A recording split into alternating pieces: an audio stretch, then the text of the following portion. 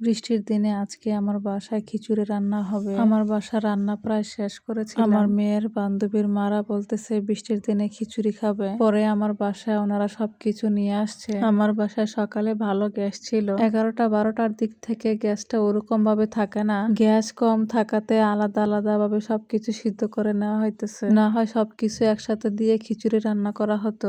ডাল আর সবজি আলাদা ভাবে কষিয়ে দিয়ে রান্নাটা এটাও আলাদা ভাবে একটা মজা। আমার শরীরটা খুব একটা ভালো ছিল না, তাই রান্না বান্না সবকিছু ভাবিরাই করেছে, আমি কিছুই করিনি। বিশেষ করে ভাবির হাতের খিচুড়ি রান্নাটা অনেক মজা হয়। আজকের খিচুড়িটা আমরা ভর্তা দিয়ে খেলাম। পাটায় বেটে ভর্তাটা অনেক মজা লাগে। ধনিয়া পাতা দিয়ে বোম্বাই মরিচের ভর্তা, রসুনের ভর্তা আর হচ্ছে ডালের ভর্তা, এগুলি দিয়ে আজকে খিচুড়িটা আমরা খাবো। বৃষ্টির দিনে খিচুড়ি খেতে কার কার ভালো লাগে অবশ্যই জানাবেন। আমরা যারা বাঙালি আছি, যারা মনে হয় বৃষ্টির দিনে খিচুড়িটাই বেশি পছন্দ করে। খিচুড়ি অনেকে অনেকভাবে রান্না করে খেয়ে থাকে। গ্যাস কম থাকাতে রান্নাটা অনেক দেরি হয়ে গেছে। রান্না করার সাথে সাথে বাচ্চাদেরকে খাবার দিয়ে দিছে। খিচুড়ি একটু গরম গরম খেতেই খুব ভালো লাগে। যারা দেশের বাহিরে থাকে তারা এই রান্নাটা খুব মিস করে, কারণ বেশিরভাগ প্রবাসীদের সাথে তাদের মা বোন কাছে থাকে না। মাঝে মধ্যে আমরা এভাবে রান্না করে খাই। আরেকবারও রান্না করেছিলাম, তখন সেটা বোনা খিচুড়ি হয়েছিল। আজকের খিচুড়িটা পানি খিচুড়ি হয়েছে। আমার কাছে দোনোটা খিচুড়ি খুব মজা লাগে। ভাবি এখানে আমের আচার নিয়ে আসছিল,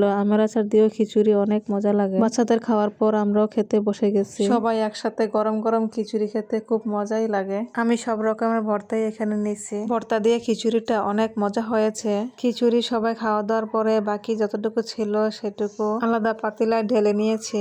আমরা যে পাতিলা রান্না করছিলাম ওই পাতিলা নিচে দিয়ে একটু লেগে গেছে। এখান থেকে খিচুড়ি বাবিরা নিয়ে যায় নাই, সবগুলো আমাকে দিয়ে দিছে। আরেকবার যখন রান্না করেছিলাম তখন আমি বক্স করে দিয়ে দিছি। আজকের দিনটা অনেক আনন্দভাবে কাটালাম।